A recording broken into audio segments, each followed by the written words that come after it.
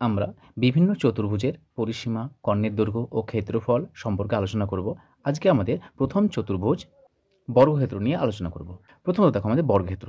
আচ্ছা, বর্গক্ষেত্র বলতে কী বোঝায়? তো আমাদের বর্গক্ষেত্রের সংজ্ঞা দেখতে হবে এবং বর্গক্ষেত্রে আমাদের চিত্র যেরকম হয় সেটা দেখব। তাহলে বর্গক্ষেত্র বলতে চতুর্ভুজ। আচ্ছা, চতুর্ভুজ মানে কি? চতুর্ভুজ মানে হচ্ছে আমাদের যে জ্যামিতিক চিত্রের 4টি বাহু রয়েছে তাকে আমাদের চতুর্ভুজ বলা হয় এবং সেই চতুর্ভুজের বিভিন্ন আকার রয়েছে। তার মধ্যে একটা আকার হলো বর্গক্ষেত্র।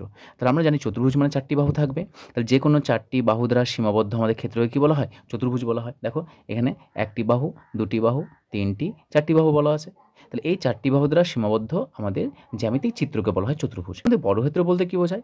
বর্গক্ষেত্র হলো যে চতুর্ভুজের 4টি বাহু পরস্পর সমান এবং যার প্রতিটি কোণের মান 90 ডিগ্রি তাকে বলা হয় বর্গক্ষেত্র। তারপর দেখো এ বি সি ডি। তাহলে আমি এ বি সি ডি একটা আমার বর্গক্ষেত্র অঙ্কন করেছি, যেখানে এ বি এর দৈর্ঘ্য, বিসি এর দৈর্ঘ্য, সিডি এর দৈর্ঘ্য এবং ডি এর দৈর্ঘ্য প্রত্যেকটা দৈর্ঘ্য কত? সমান। এ বি সি ডি বর্গক্ষেত্রের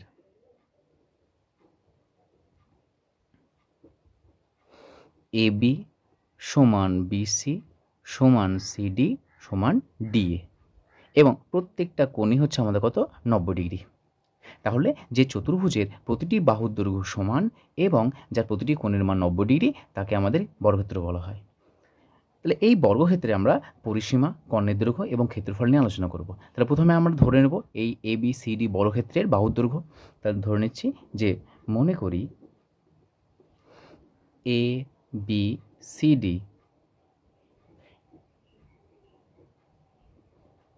বর্গক্ষেত্রের প্রতিটি বাহুর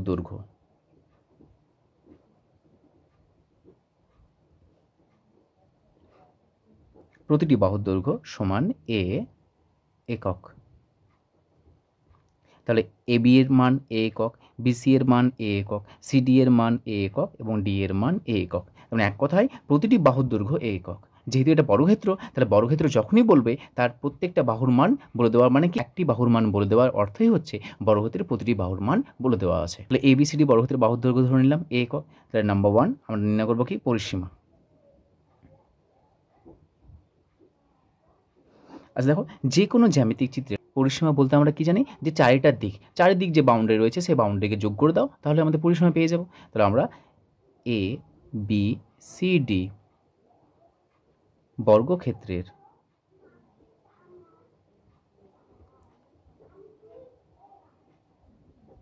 পরিসীমা কত হবে? আমাদের পরিসীমা হয়ে যাবে এ বি বাহু, প্রত্যেকটা বাহুর সমষ্টি A B plus BC plus CD plus DA. A B plus BC plus CD plus DA. তাহলে দেখো প্রতিটি বাহুর কত? আমরা জানি প্রতিটি বাহুর দৈর্ঘ্য এ একক। তাহলে এটা কত হবে? A plus A plus A plus of A. তাহলে কখানা এর যোগফল? 4খানা এর যোগফল। দেখো 1 2 3 4, তাহলে 4a একক। তাহলে দেখো আমাদের এবিসিডি চতুর্ভুজের যে চতুর্ভুজ বর্গক্ষেত্র, এই বর্গক্ষেত্রের পরিসীমা কত হলো? 4a একক। দ্বিতীয় নম্বর, কর্ণের দৈর্ঘ্য। আচ্ছা, কর্ণ কাকে বলা হয়? কর্ণের দৈর্ঘ্য। দেখো কর্ণের দৈর্ঘ্য, তাহলে কর্ণের দৈর্ঘ্য বলতে কি? আমাদের এই যে আমরা এ বি সি ডি বর্গক্ষেত্র অঙ্কন করেছি, এই বর্গক্ষেত্রের যে কর্নার পয়েন্টগুলো আছে, দেখো এ বিন্দুর সঙ্গে সি বিন্দু হচ্ছে কর্নার পয়েন্ট। তাহলে এই এসি এর সঙ্গে যদি যুক্ত করা হয় তাহলে আমরা এসি একটা কর্ণ পাবো। অনুরূপভাবে বি এর সঙ্গে ডিকে যদি যুক্ত করা হয় তাহলে আমরা বিডি একটা কর্ণ পাবো। তার মানে একটা চতুর্ভুজে কখানা কর্ণ পাওয়া যাচ্ছে? 2খানা। তাহলে এখানে আমরা লিখে নিচ্ছি এ বি সি ডি বর্গক্ষেত্রের এসি ও বিডি। তাহলে এই যে কর্ণ, এই কর্ণের একটি দৈর্ঘ্য নির্ণয় করা মানে দুটি দৈর্ঘ্য নির্ণয় করা। কেন? কারণ যেহেতু এই প্রতিটি বাহু দেখো পরস্পর সমান ও সমান্তরাল, তাহলে আমরা এসি কর্ণের দৈর্ঘ্য যা পাবো বিডি কর্ণের দৈর্ঘ্য আমরা কী পাবো? তাই পাবো। তাহলে আমরা যে কোনো একটা কর্ণের দৈর্ঘ্য বের করবো। কর্ণের দৈর্ঘ্য মানে এসি বলো আর বিডি বলো, যে কোনো একটা হলেই হলো। দেখো এই কর্ণের দৈর্ঘ্য পাওয়ার জন্য আমরা যদি মনে মনে ভাবি যে এই যে এ বি সি দেখতে পাওয়া যাচ্ছে, এ বি সি, এই এ বি সি হলো এটা আমাদের সমকোণী ত্রিভুজ। তাহলে এ বি সি সমকোণী ত্রিভুজ থেকে পাই। আচ্ছা বলো তো, এই যে এবিসি সমকোণী ত্রিভুজ, আমি এই ত্রিভুজটা কেটে নিচ্ছি, এখানে কেটে লিখলাম। দেখো এ বি সি, আমরা যে এবিসি ত্রিভুজটাকে বাইরে বের করে নিলাম। আচ্ছা দেখো, এই এ বির মান কত দেওয়া আছে? এ, তাহলে এটা হচ্ছে আমাদের এ।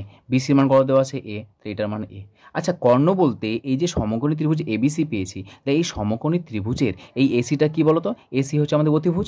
আমরা এর আগে সমকোণী ত্রিভুজ দেখেছি। সমকোণী ত্রিভুজের অতিভুজ কাকে বলা হয়, ভূমি কাকে বলা হয়, লম্ব কাকে বলা হয়, অতিভুজ, ভূমি এবং লম্বর মধ্যে একটা সম্পর্কও দেখেছি। তাহলে এই যে আমরা এবিসি সমকোণী ত্রিভুজ পাচ্ছি, এই এবিসি সমকোণী ত্রিভুজ এই চতুর্ভুজের মধ্যে এই এসি হচ্ছে আমাদের এবিসি সমকোণী ত্রিভুজের অতিভুজ। তাহলে এই এবিসি সমকোণী ত্রিভুজের অতিভুজ যা, এই বর্গক্ষেত্রের এসি কর্ণ তাই, তাই না?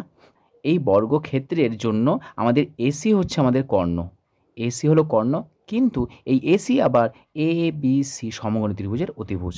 তাহলে আমরা এই এসি এর মানটা বের করব। তাহলে এটা হচ্ছে ভূমি, এটা হচ্ছে লম্ব, এটা অতিভুজ। তাহলে আমরা জানি পিথাগোরাস উপপাদ্য থেকে কি পাই, এবিসি সমকোণী ত্রিভুজ থেকে পাই যে অতিভুজের স্কোয়ার সমান লম্ব স্কোয়ার প্লাস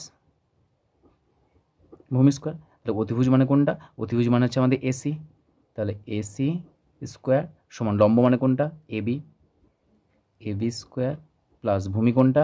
বিসি।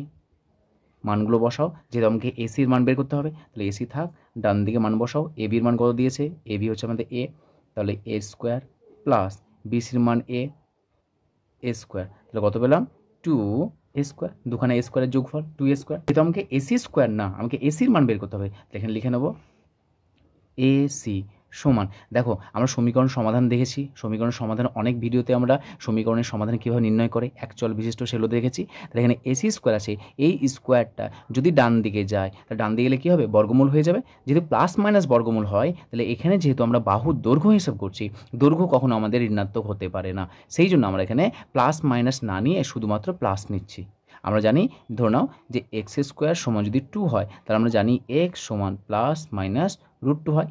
এই স্কোয়ারটা ডান দিয়ে গেলে প্লাস মাইনাস নেই, যেহেতু এটা আমরা বাহুর দৈর্ঘ্য বের করছি, দৈর্ঘ্য যেহেতু নেগেটিভ হতে পারে না, ঋণাত্মক হতে পারে না, সেই জন্য আমরা এখানে প্লাসটা নিচ্ছি। তাহলে মানটা বসাও, তাহলে 2a স্কোয়ার সমান। আচ্ছা এখানে দেখো, যেহেতু আমরা জানি বর্গমূল শিখেছো তোমরা, যে বর্গমূলের মধ্যে যদি কোনো একটা সংখ্যা স্কোয়ার থাকে, তাহলে সেই সংখ্যাটি বেরিয়ে আসে। দেখো এর মাথায় দিয়ে স্কোয়ার আছে, তাহলে এটাকে বের করে নাও, তাহলে এ গণিত √2, তাহলে এ স্কোয়ার ছিল বাইরে বেরিয়ে গেল, তাহলে এটা লিখতে পারবো আমরা √2 ইন্টু এ, অথবা √2 ইন্টু বাহুর দৈর্ঘ্য। কার বাহু? বর্গক্ষেত্রের বাহুর দৈর্ঘ্য। তাহলে এটাই পেলাম আমরা বর্গক্ষেত্রের কর্ণের দৈর্ঘ্য। তাহলে বর্গক্ষেত্রের কর্ণের দৈর্ঘ্য কত পেলাম? √2a একক, যেখানে একে আমরা বাহুর দৈর্ঘ্য ধরেছি, তাহলে √2 ইন্টু বাহু, এটা হলো আমাদের কর্ণের দৈর্ঘ্য। এবার আমরা সর্বশেষ ক্ষেত্রফল নিয়ে আলোচনা করব। ক্ষেত্রফল, ক্ষেত্রফল সমান জাস্ট শুধুমাত্র ফর্মুলাটা মনে রাখবে যে বাহু স্কোয়ার বর্গ একক সমান কত হবে? সমান বাহু মানে আমরা জানি এ, তাহলে এ স্কোয়ার বর্গ একক। এটা কোথা থেকে আসছে? যেহেতু আমরা আয়তক্ষেত্র, আয়তক্ষেত্রের ক্ষেত্রফল কত হয়? দৈর্ঘ্য গুণিত প্রস্থ। আমরা জানি আয়ত ক্ষেত্রের ক্ষেত্রফল সমান জানি দৈর্ঘ্য গণিত প্রস্থ। এটা হচ্ছে আমাদের আয়তক্ষেত্র। এই আয়তক্ষেত্রে দেখো, দৈর্ঘ্য যদি এ হয় আর প্রস্থ যদি বি হয়, তাহলে এই ক্ষেত্রফল হয় এ গণিত বি। যেহেতু বর্গক্ষেত্র একটা একটা বিশেষ ধরনের আয়তক্ষেত্র, আয়তক্ষেত্রে কি বিপরীত বাহুগুলো পরস্পর সমান ও সমান্তরাল হয়, কিন্তু এখানে আমাদের বর্গক্ষেত্রের প্রতিটি বাহুর দৈর্ঘ্য সমান। তাহলে এরও যদি আমরা ক্ষেত্রফল বলি, তাহলে এর ক্ষেত্রফল কত হবে? দৈর্ঘ্য গণিত প্রস্থ। কিন্তু দেখো এই বর্গক্ষেত্রের দৈর্ঘ্য আর প্রস্থ দুটো কি আলাদা? এক। এখানে দেখো দৈর্ঘ্যও যা, প্রস্থও তাই। তাহলে আমরা বর্গক্ষেত্রের ক্ষেত্রে আমরা ক্ষেত্রফল কত পাবো? এটা দৈর্ঘ্য গণিত যদি প্রস্থ লিখি, তাহলে দৈর্ঘ্য হবে এ, গণিত প্রস্থও হবে এ, তাহলে কত হচ্ছে? দেখো এ স্কোয়ার বর্গ একক। সেই জন্য আমাদের এ স্কোয়ার বর্গ একক হলো বর্গক্ষেত্রের ক্ষেত্রফলের সূত্র। এবার আমরা একটা উদাহরণের সাহায্যে বর্গক্ষেত্রের পরিসীমা, কর্ণের দৈর্ঘ্য ও ক্ষেত্রফল নির্ণয় করব। একটি বর্গক্ষেত্রের দৈর্ঘ্য 3 সেমি হলে বর্গক্ষেত্রটি পরিসীমা, কর্ণের দৈর্ঘ্য ও ক্ষেত্রফল নির্ণয় করতে বলেছে। তাহলে আমরা কি একটা বর্গক্ষেত্র অঙ্কন করে নিচ্ছি। এ বি সি ডি, যার প্রতিটি বাহুর দৈর্ঘ্য 3 সেমি।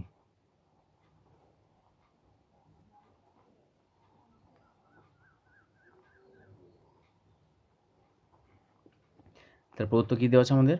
প্রদত্ত এ বি সি ডি বর্গক্ষেত্রের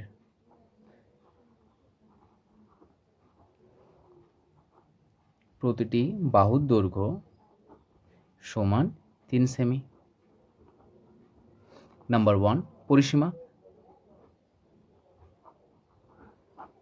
তাহলে পরিসীমার ফর্মুলা কি জানি? যে 4টি বাহুর দৈর্ঘ্য, তাহলে 4a একক। তাহলে এখানে আমাদের দৈর্ঘ্য ধরে নাও a, তাহলে a সমান 3 সেমি বলে দিয়েছে। তাহলে পরিসীমা কত হবে? পরিসীমা হয়ে যাবে আমাদের এ বি সি ডি বর্গক্ষেত্রের পরিসীমা সমান 4a সেমি। এটা আমাদের ফর্মুলা। তাহলে 4a, 4a মানে কত? a মানে দেখো বাহু বলে দিয়েছে, a হচ্ছে বাহু, তা 3 গণিত 3 সেমি।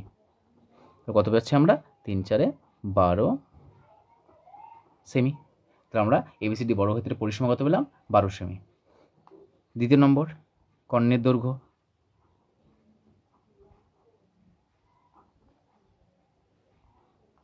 আমরা কর্ণের দৈর্ঘ্য আর অতিভুজের আকারে বের করব না, আমরা যেহেতু ফর্মুলা জানি √2 ইন্টু বাহু, সেই ফর্মুলাটা আমরা লিখবো। তাহলে কর্ণের দৈর্ঘ্য কত হবে? তাহলে এ বি সি ডি বর্গক্ষেত্রের কর্ণের দৈর্ঘ্য, তার দুখানে কর্ণ আছে, এসি আর আমাদের বিডি আছে, দুটি কর্ণের দৈর্ঘ্য কিন্তু একই ফর্মুলা। কর্ণের দৈর্ঘ্য হয়ে যাবে আমাদের এসি বলো অথবা বিডি বলো। ফর্মুলা কত? √2 ইন্টু এ সেমি। তো মানটা বসাও। তাহলে √2 ইন্টু এ মানে কত? এ মানে বাহুর দৈর্ঘ্য 3 সেমি। তাহলে যখনই একটা মূলদ সংখ্যা একটি অমূলদ সংখ্যা আসবে, সর্বদা প্রথমে মূলদ সংখ্যাকে লিখব। মূলদ সংখ্যা কোনটা? রুটের আকারে যেটা থাকে না, 3কে আগে লিখলাম, পরে অমূলদ সংখ্যা লিখলাম। তাহলে 3√2 সেমি। এইভাবে আমাদের লেখার নিয়ম। তো আমরা যে কোনো মূলদ সংখ্যা অমূলদ সংখ্যা যদি গুণফল থাকে তাহলে আমরা এইভাবে লিখব। তৃতীয় নম্বর আমাদের ক্ষেত্রফল বের করতে হবে। তাহলে ক্ষেত্রফল এ বি সি ডি বর্গক্ষেত্রের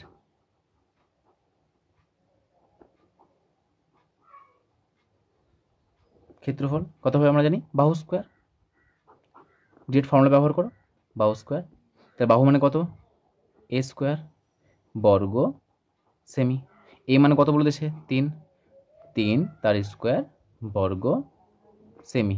তাহলে কত আসছে? 9 বর্গ সেমি।